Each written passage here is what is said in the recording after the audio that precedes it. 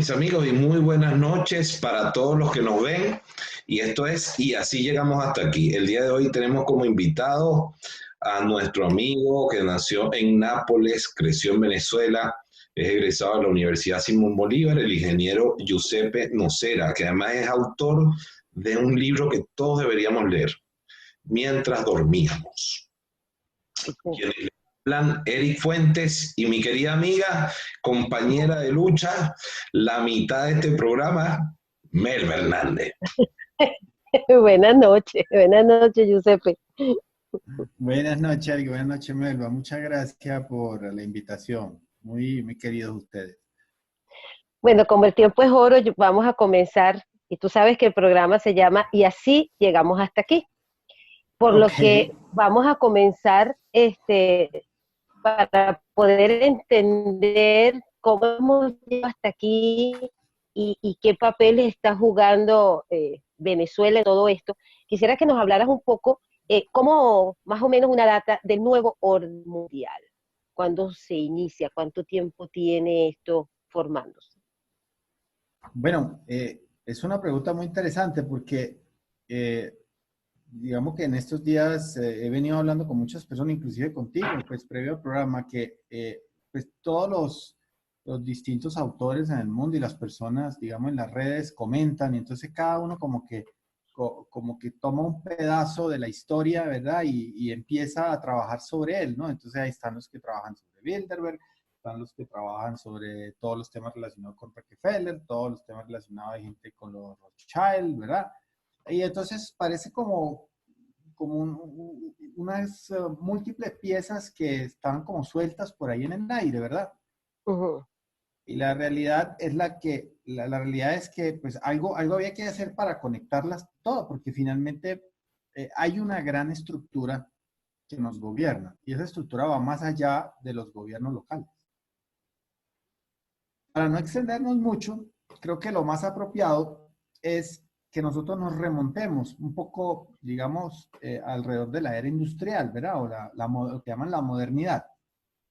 Si nosotros solo miramos ese espacio de tiempo hasta hoy, nosotros nos vamos a dar cuenta que cuando, cuando en la era, digamos, cuando llegó la era republicana, algo se hizo que cambió, un hito que cambió el mundo, y es el momento en el cual se conectan todos los parlamentos, que en ese momento todavía había monarquías, hoy también las Ujú. hay.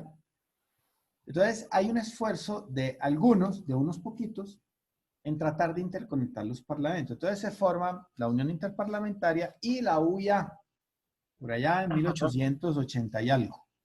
ajá. Esa información es pública, la pueden buscar tranquilamente. También está muy detallada en mi libro, con órdenes cronológicos.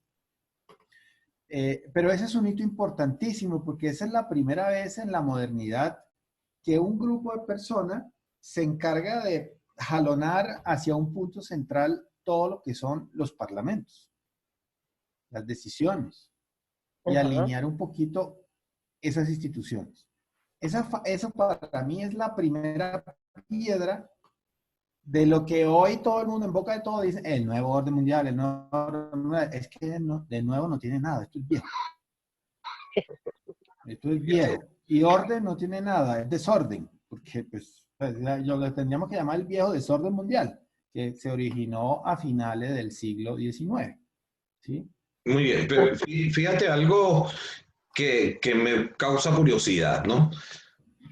Ellos crean esta organización internacional de parlamentos en aquel momento. ¿Y cómo lograron ellos obtener el poder de controlar los parlamentos de los diferentes países? ¿A través de qué medio? ¿Eso fue a través del dinero, de la manipulación, la extorsión? Fíjate ¿Cómo bien, logran eso? fíjate bien. A nosotros cuando fuimos a la escuela, todos en todos los países, a nosotros nos dijeron puntualmente que la economía se manejaba con dinero. Nosotros Ujú. interiorizamos eso y de ahí para adelante actuamos en nuestra vida, ¿verdad? En realidad nunca nos dijeron, nadie, que si tú quieres tener el control de algo, tienes que tener poder. Irónicamente, el poder no tiene nada que ver con el dinero. El poder es el poder. No, Giuseppe, tú estás hablando como muy filosófico, me dirán algunos. No, pues es que lo que pasa es que si uno se pone digamos, a reflexionar, se va a dar cuenta, en resumidas cuentas, existen 16 poderes para controlar los seres humanos. Solo 16. Desde los alimentos Ajá. hasta el aprendizaje, pasando por toda la cadena, vestimenta, agua, energía en sus dos variantes, producción, o sea, generación de energía y distribución. ¿Ves por qué creen que el régimen venezolano es tan incipiente en el control de la energía? Porque ellos saben que ese es poder. Nosotros sí sabemos. ¿Por qué el resguardo de las empresas eléctricas y del petróleo del régimen es arduo? Porque ellos saben que eso es poder. El poder no lo da el dinero. El dinero viene después. El dinero es un mero vínculo de intercambio de bienes y servicios, que lo podemos llamar como queramos. Pero ahí no hay poder como tal intrínseco. Es una consecuencia de que tú tengas el poder. Es decir, si tú controlas en un país la comida, como lo hace el régimen venezolano, porque lo controla muy bien, entonces pues yo obtengo poder y por consiguiente controlo a la población. Claro. Si yo obtengo la energía o manejo la energía, pues yo obtengo control de eso y obtengo y produzco, por supuesto, un poder sobre la población. Ese es un discurso que parece un discurso de tonto, pero al final de cuentas es lo que nos ha manejado en 5.000 años. Y no ha cambiado. Es decir, ese mismo discurso ustedes se lo llevan hacia atrás al Imperio Romano, a los babilónicos, a los fenicios, a los egipcios, y ustedes van a poder hacer exactamente el mismo discurso. Esto es un discurso básico de subsistencia, que las tiranías conocen muy bien. Muy bien. Los que no conocen somos nosotros, que nos desayunamos tarde con esto, porque en las universidades nos dijeron, tranquilo, gradúate, tranquilito, no te preocupes, gradúate, busca un buen trabajo y haz dinero. Pero resulta que ninguna de las tres te va a poder. Sí, sí. Ninguna de las tres te va a poder. Entonces, ¿qué está sucediendo? Que la sociedad se ha fraccionado en dos partes. Uh-huh. De forma natural, de acuerdo a la educación que recibimos. O sea, los que creen en el trabajo honesto para salir adelante y los que conocen el poder. Esos son los dos. Esas son las dos, no hay más. Okay, da la casualidad que los que conocen el poder terminan siendo los que dirigen los países. Entonces Fidel Castro, los dictadores de China, los emperadores romanos. Es decir, el que conoce la esencia del poder es el que termina dirigiendo el país. O sea, hay que ser conscientes y honestos ante esa realidad. Exacto. Ok, pero concretamente el asunto es que ellos lograron controlar estos parlamentos y ejercer poder a través de estos elementos, de los intercambios comerciales, que nosotros conocemos como intercambios comerciales, pero que en suma, ¿qué son? Y se los voy a mostrar ahora si nos da chance. En suma, el ir controlando paulatinamente esos 16 poderes para después, por supuesto, apoderarse de las tomas de decisiones. ¿Sí? Correcto. La gente cree que es al revés. Nosotros creemos que es al revés. O sea, uno se apodera de la política para después... No, uno se va apoderando de abajo hacia arriba, de esa pirámide. ¿Sí? Muy bien. Entonces, Entonces, en resumen, tú dirías que es una cuestión como la que dice John Adair, lo que sucede con la sociedad nuestra en el mundo, porque John Adair dice que lo obvio es tan obvio que a veces nosotros tendemos a obviarlo. Correcto. Porque nos parece algo tan obvio que queremos irnos a lo más complejo, porque es que la respuesta simple no puede ser. No. Puede ser. Pero resulta que tú que es una cosa que yo en estos días he estado difundiendo por redes y que muchos me han caído encima, ¿no? Porque ¿cómo se me ocurre decir que Maduro no es burro? O sea, Giuseppe escribió en un Twitter que no se puede decir que mejor es burro. Claro que no es burro, él conoce perfectamente cuáles son los 16 poderes. Nosotros sí los conocemos. Claro, No, entonces pues él no es tan burro. Giuseppe, pero es que hay No, una cosa obvia que la gente obvia. ¿Qué sucede?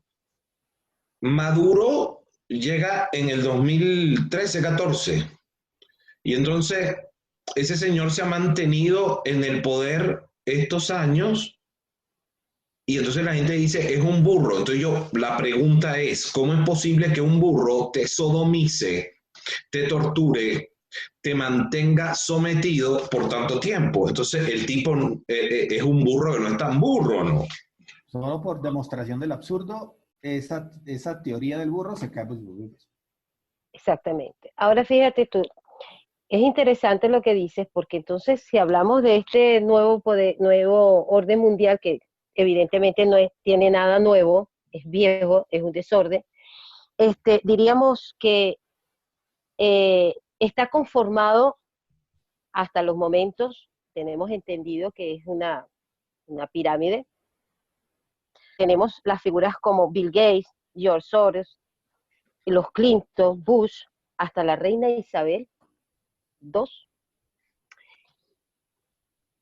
¿Hasta dónde están estos tentáculos? ¿Cómo llega este poder a Venezuela? Uy, ok, ¿Está este poder metido en Venezuela? totalmente. Mire, le voy a poner un ejemplo antes de ponerle la lámina que quiero ponerle para poder clarificar. Ustedes saben que entre el Estado Lara y el Estado Portuguesa hay un municipio que se llama el municipio Palavecino. Uh-huh. ¿Sí? Sí, El del estado municipio Lara. Palavecino, yo creo que lo Uh, conoce. Ese uh, municipio era, en la época de la colonia, era la plantación de caña de azúcar más grande de América. Okay. ajá. Palavecino, no le dice nada. Bueno, ¿ustedes saben quién es el dueño del palacio donde legisla el Parlamento austríaco? No. Es la familia Pallavicini, que es una familia muy poderosa, pues, de una de las que maneja el Vaticano, por ejemplo. Familia Ajá. Pallavicini. Entonces, Pallavicino es la españolización del apellido Pallavicini. ¿Sí? Entonces, resulta que en Venezuela siempre, vamos, las personas vivimos como muy en la sombra, Uh-huh. porque nunca supimos que esto estaban ahí, controlaban eso. No. Bueno, pero si ustedes le preguntan a Maduro, él sabe muy bien. Si ustedes le preguntan a Chávez, él sabía muy bien todo esto.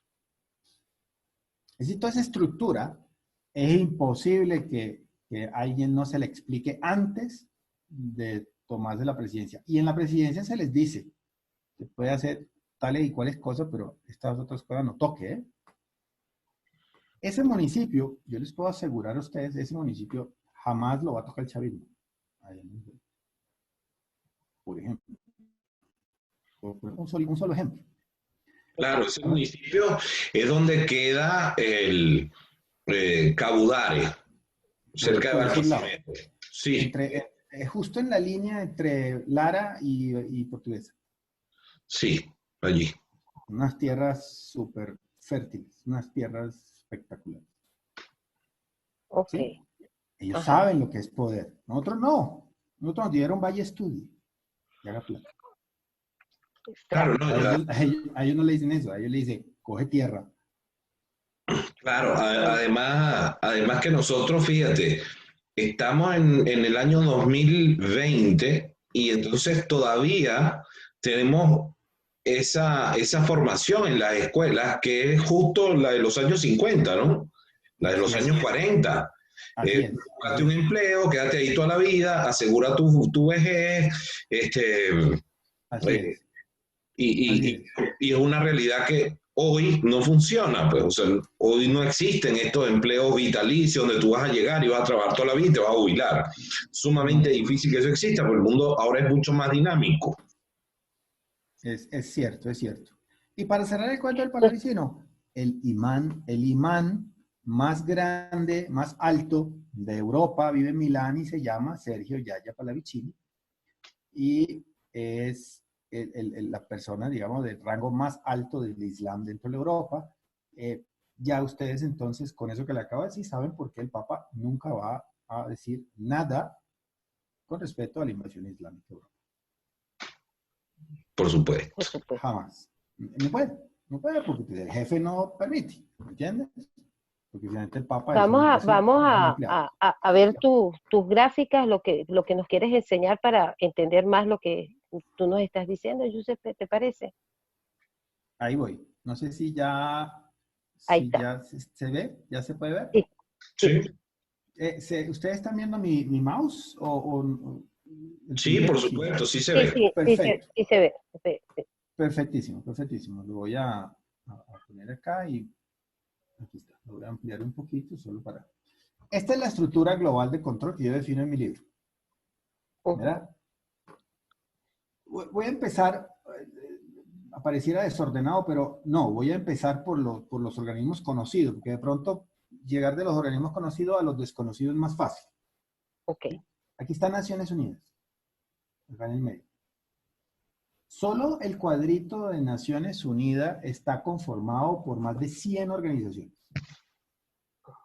Puntualmente 104, para ser específico. Hoy había una buena noticia porque Trump acaba de anunciar que ya no va a dar plata a la Organización Mundial de la Salud. Ya lo había hecho hace 3 meses. Sí, nosotros le mandamos, yo le mandé un tweet y varios fuimos que le mandamos un tweet. Oye, sale de esa cosa, porque imagínense. Hoy se salió de ahí y hace unos meses él se salió del Consejo de Seguridad y el de Derechos Humanos. También él hizo También. una intervención ahí. O sea, vamos 3. Sí. Faltan 101.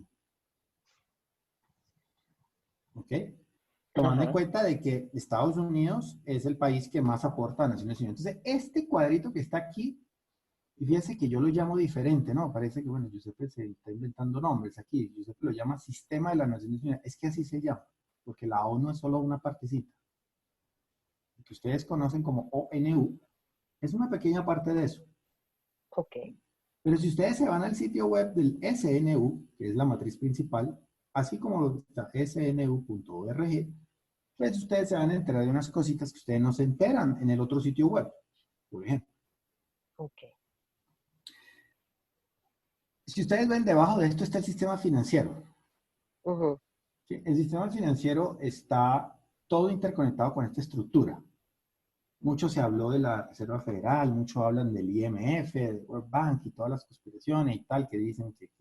La realidad es que el gran centro de ese sistema financiero que nos domina es una cosita que se llama así, el BIS, que es de Suiza. El gran centro está ahí en Suiza, que es el Bank of International Settlement, que es el centro junto con el YOR, que es del Vaticano, es el centro de todo ese engranaje financiero y que de ahí, por supuesto, entonces desprenden el AFB, el England, todo lo que es el IMF y el W, que es el World Bank. Ambos son los bancos de Naciones Unidas, o sea, WF, que es World Bank, y IMF, que es el Fondo Monetario Internacional, son dos bancos que son parte de Naciones Unidas, están dentro del organigrama, es público, no me estoy inventando nada. Detalle, el IMF tiene su propia moneda desde 1969. Es decir, que si Naciones Unidas se le cumple el plan de la Agenda 2030 y logra centralizar los 16 poderes que hablábamos antes, Uh-huh. pues, ¿qué adivinan? Ellos ya tienen la moneda lista. Pero la tienen desde el año 1969, no desde ayer, ¿no? Bueno, y por supuesto, bueno, la Reserva Federal, que ya mucho se ha hablado, pues, en los canales de YouTube y tal, acerca de eso. Pero este se suma el gran bloque del sistema financiero, y el sistema financiero, pues, de ahí de abajo desprenden, pues, el resto de bancos, todos los bancos de segundo piso, intercontinentales, y los bancos nacionales. Aquí está una de las organizaciones que ustedes también conocen, que muchos conocemos ya, que es la Internacional Socialista. Uh-huh. El Foro de Sao Paulo es parte de eso. El Foro de Sao Paulo está supeditado a la Internacional Socialista. El Foro de Sao Paulo sería un puntico dentro de esto, dentro de este cuadrito. ¿Sí? Y luego, De ahí para arriba, una serie de organizaciones, muchas de ellas no conocidas, otras sí. ¿Sí? Por ejemplo, Gateco, no sé si ustedes la han oído hablar.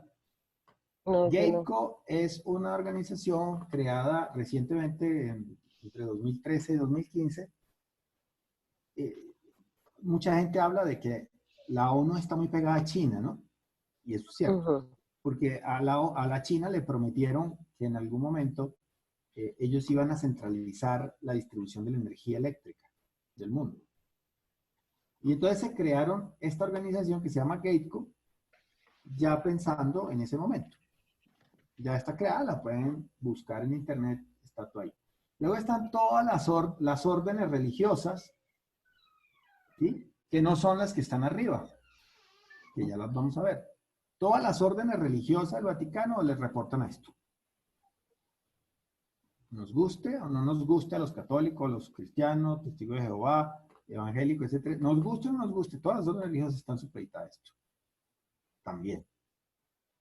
La OPEP, la WCO, por ejemplo, la Organización Mundial del Comercio, una serie de organizaciones, fíjate que esto es gigante, o sea, si yo me detengo aquí a explicar cada una de estas, creo que no terminamos mañana.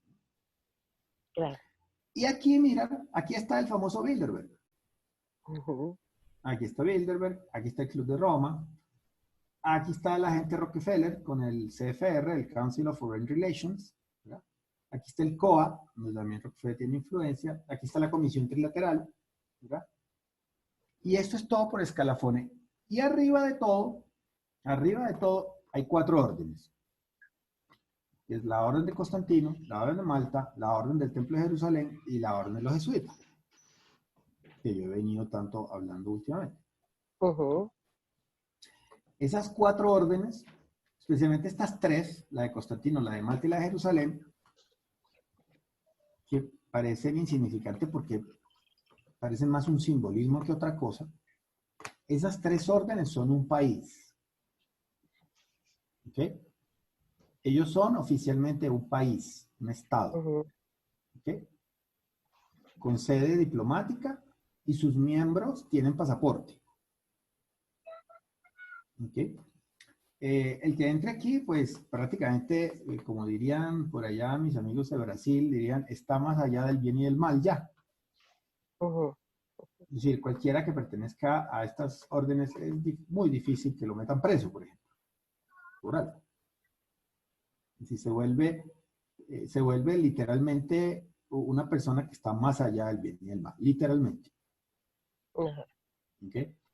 Por supuesto, los jesuitas, que yo creo que ya pues, tenemos una idea clara de todo lo que hacen esta orden con el tema de la educación en el mundo y que se encargan de generar todos los planes de estudio de todo Occidente, prácticamente. Sí, todo lo que nosotros conocemos de los planes de estudio de nuestros chiquilines, de nuestros muchachos, tanto en temas de humanidades como en temas de ciencia, ¿no? Inclusive en temas de biología, en temas de astronomía, también. Todo eso lo sacan ellos. Todo eso tiene que pasar siempre por un jesuita para la aprobación en un plan de estudio. Y eso es realidad desde el año 1820, más o menos. ¿Okay?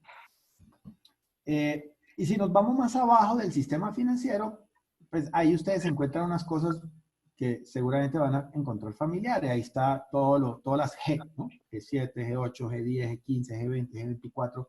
Todos los G que son las órdenes que están por encima de básicamente 3 organismos principales que son el sistema de la Unión Europea, y todas las ONG internacionales, ahí está Soros, ahí está el Soros que tú mencionabas, Mendo, con las corporaciones y los foros internacionales. Y por supuesto el gobierno de Estados Unidos, que comparativamente hablando al resto del gobierno está ligeramente por encima dentro de la jerarquía. Pues yo creo que eso es más que claro, pues evidente para las personas. Y de ahí abajo vienen los gobiernos locales. Es decir, nuestros presidentes que están acá, ¿verdad? Acá abajo, miren todo lo que tienen por encima. Ujú. ¿Cuál Cierto. independencia de poderes? ¿Dónde está? ¿Dónde está? Claro, ¿no? Y cuando existe un gobierno que quiere desligarse de todo este sistema y realmente construir algo decente en su nación, es eliminado rápidamente. Se le hace la guerra. Claro, barren con ello, barren con ello. Ya lo tenemos en la historia, las evidencias de eso. Ahora, fíjate algo, ¿no? ¿Qué papel juegan entonces China, Japón, los países asiáticos, el Medio Oriente dentro de todo esto? Ellos todos tienen sillas directivas en varios de estos. Eso también yo lo coloco pues en mi libro. Hay varias, como ya te dije, Gateco, por ejemplo, con el tema de la energía, hicieron una promesa a China, para que China pudiera entrar en toda esta maraña y que allá, pues, los, digamos, caciques de allá aceptaran, porque allá también hay dinastías, allá también hay gente con, digamos, pedigrí milenario en todo esto, no solamente en Europa, o sea, no es solamente de este lado, como lo mencionaba Melba, la reina Elizabeth, el rey de Luxemburgo, el rey de Holanda, que es íntimo de Maduro, ¿verdad? El rey de España, toda la dinastía de reyes que hay en Italia, todavía, ¿verdad? Uno de ellos, príncipe, Carlo di Borbone, es el gran maestro de la orden constantiniana, esta que está aquí arriba que estoy señalando, Sí, y que sí. en el 2000, y que en el 2013 hizo miembro, condecoró a Juan Manuel Santos después del acuerdo de paz, por ejemplo. Oh, ¿Ok? Wow. Me van siguiendo. Sí, sí, sí, cómo no. ¿Entienden? Entonces, ellos saben dónde está el poder. Estos presidentes saben muy bien cómo moverse en esta estructura. Y esa estructura los busca. Nos faltaba. Entonces, claro, en el por supuesto. 2013, ustedes lo pueden buscar en YouTube. Pues hay toda una ceremonia ahí en Londres, en donde pues, Juan Manuel Santos fue condecorado por el príncipe Carlos de Borbone, gran maestro de la Orden de Constantino, Imagínate. descendiente directo del Papa Farnese, el creador de los jesuitas.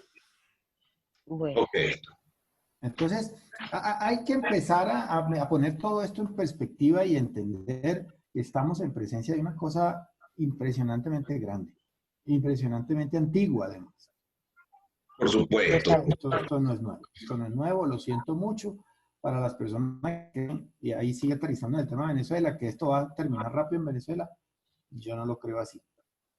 Por esto que estoy viendo, por estas implicaciones que trae esta estructura sobre el control directo de los países, no solamente de las personas, sino de los recursos que están ahí.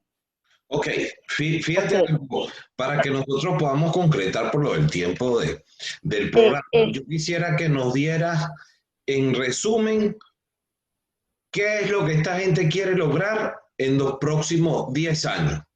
Una moneda única en el mundo, un gobierno global, la eliminación de los estados de la manera que lo conocemos. ¿Cuál es el objetivo de estos individuos?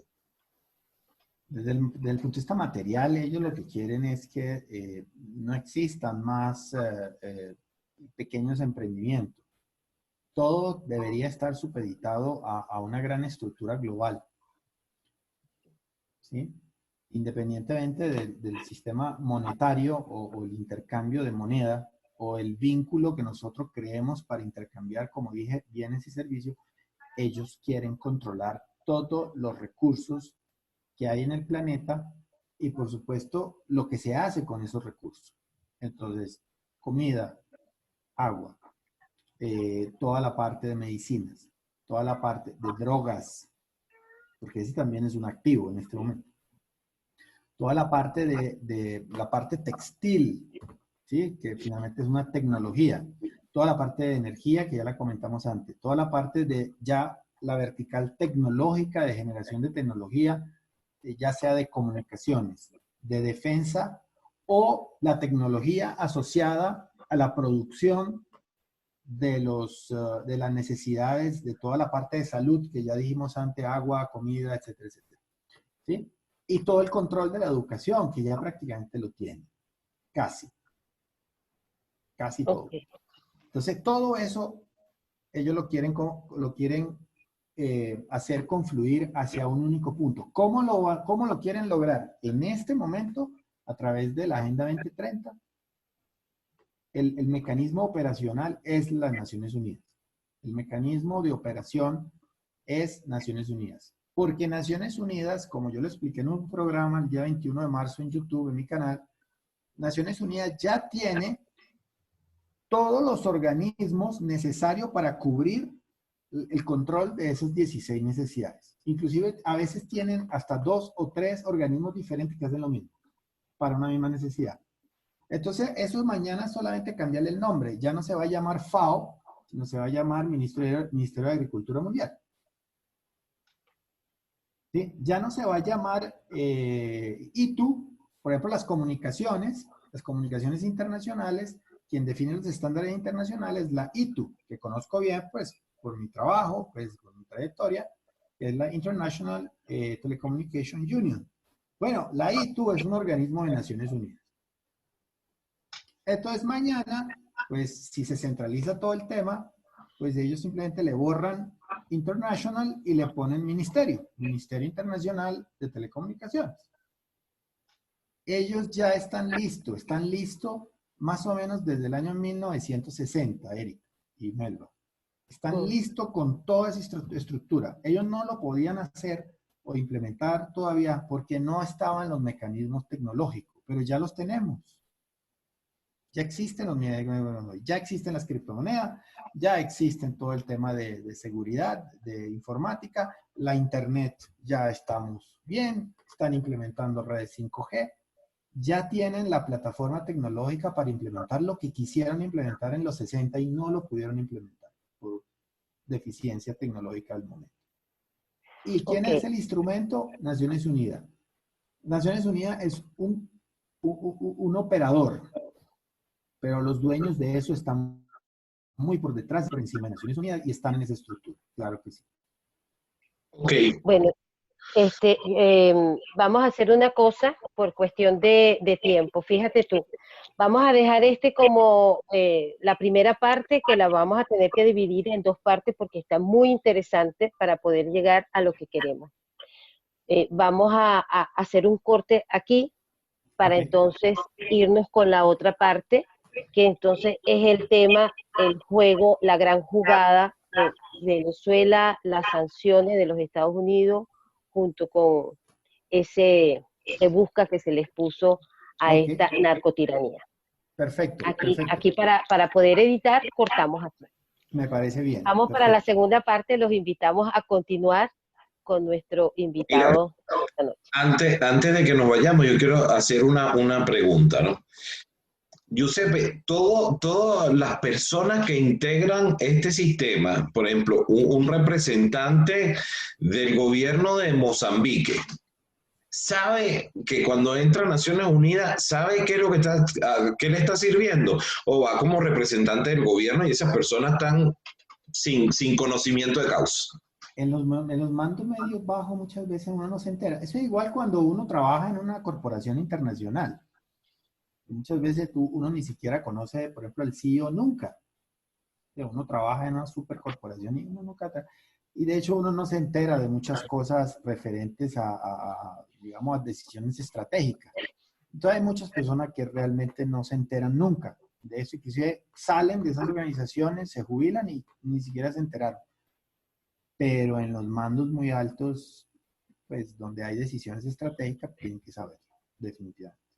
Mira, y otra cosa, ¿estos señores entonces le sirven a Dios o realmente son satánicos? ¿Le sirven al demonio, decían?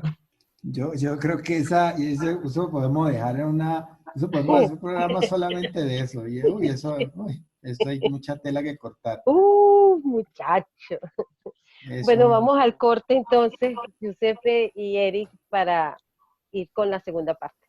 O chévere. La cuarta parte, ya no sé. Perfecto.